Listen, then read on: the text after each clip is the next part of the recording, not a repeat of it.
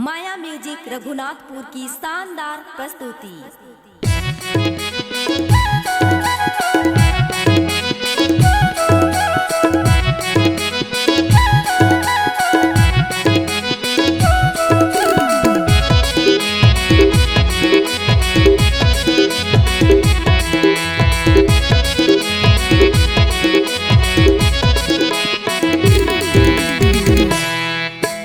आज द्वार महेशपुर बाजार, आज द्वार महेशपुर बाजार, मधुआ जाबे हो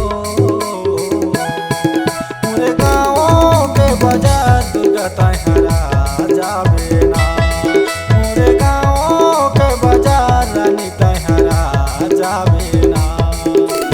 आज द्वार महेशपुर बाजार, आज द्वार महेशपुर बाजार, मैं नहीं जाऊंगा। तुम्हार गाँव के बाजार गा राजा, मैं नहीं जाऊंगा। तुम्हार गाँव के बाजार गा भारती, मैं नहीं जाऊंगा।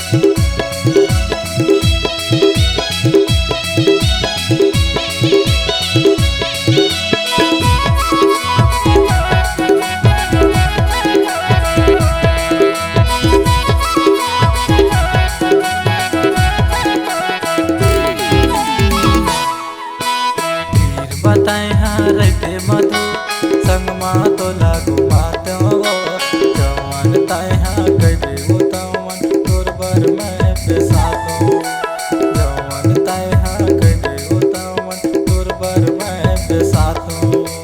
घर के दुरामा पहरा लगी है, कैसे दूर तिर जाऊं। अपने मन की बात ला भारती, कैसे तोला बताऊं। अपने मन की बात ला राजा, कैसे तोला बताऊं। लाली लुगरा तर बरगले के हार, लाली लुगरा तर बरगले के हार, मैं हले देते वो